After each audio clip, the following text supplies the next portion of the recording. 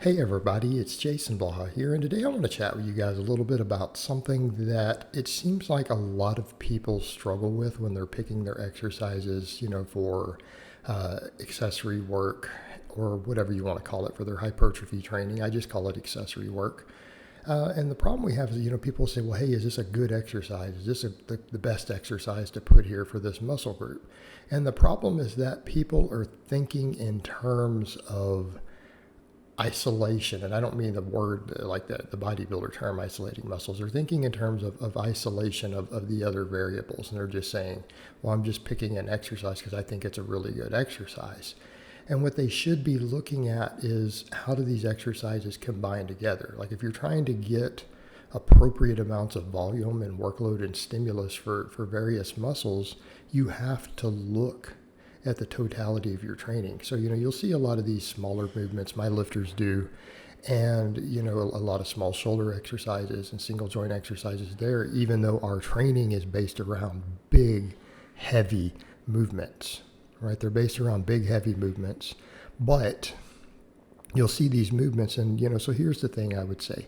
Look at what gets stressed. So people will say, should I be doing more barbell rows or should I be doing more pull-ups? I actually don't care. That might sound funny, but think about where the stress is in terms of all your training. Okay, think about where your training stress is. So if you choose to do more pull-ups, guess what? Biceps are probably going to get worked harder. We could argue about the lats over rows, but things like your upper back may not be getting enough work, right? So if we're picking pull-ups and chin-ups and things as a primary back exercise, that's where you're doing most of your work. Okay, your biceps are going to get worked more than rows, right? We could debate about lats a lot. I think once rowing volume gets high enough, especially with deadlifts and stuff in there, lats can get massive. But you're neglecting the upper back. What do we mean there? A little bit of the trap, mid-trap, upper trap, rhomboids, posterior deltoids. They're all being worked. They're just not being worked as much as if you had done rows. So if you're doing that, you may need some rear delt work. You may need a little more side delt work. You might need a little more trap work. Traps, maybe not if you're doing a lot of heavy speed pulls against bands. Well, not heavy, but speed pulls against heavy bands, things like that. You might be okay on the traps. But things like rear delts, your upper back, a lot of that might need extra work. Okay. Conversely, if you're putting a heavier focus on rows, if you care about your biceps at all, well, maybe your biceps are being neglected. They don't like to look at studies. The people who love bodybuilding stuff, the bodybuilding researchers, they hate to use pull-ups or chin-ups for looking at bicep growth, because then they can't throw in curls. They're like, oh no, they grow just as much as curls. I hate to do those studies, but they'll compare rows all day long. Yeah, and curls cause a little more bicep growth than rows. So in that case, you might have to do some curls. It might behoove you to do so if you want the biceps to grow. But by that same token, you might not need to think about things like your rear delts as much. You might need a little side delt, some front delt, whatever. You might need that, but you don't have to put any real emphasis, most likely, on the rear delts. If you're doing 10 to 12 sets of rows every week, your rear delts are probably going to be pretty strong. Your rhomboids are probably going to be pretty strong. Depending upon if they're a weak link or not, that's what it comes down to. You may not need to think about them particularly, but your biceps might need it. So when we start looking at these things, this is what we think about. People will talk about, well, what about the front delts and upper chest? What if you're only doing flat bench work? Well, some front raises will sort that out. All right, front raises will sort that out really easy. I program those a lot. I find they give great bench press carryover. Because why? They work the chest. They're a chest exercise. And a lot of people seem to be unaware of that. They have a slight bias towards the upper chest, just like the incline bench. But they work the chest, and we have plenty of studies kind of showing that now. The activation is very, very good, even though we think of them as purely a delt exercise. Now, they are a great delt exercise. So then we come to that question.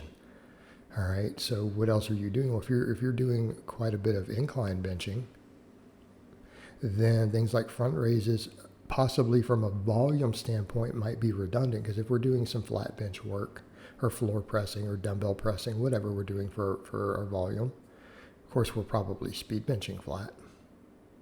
Okay, whatever we're doing there, we're getting a lot of chest and front delt.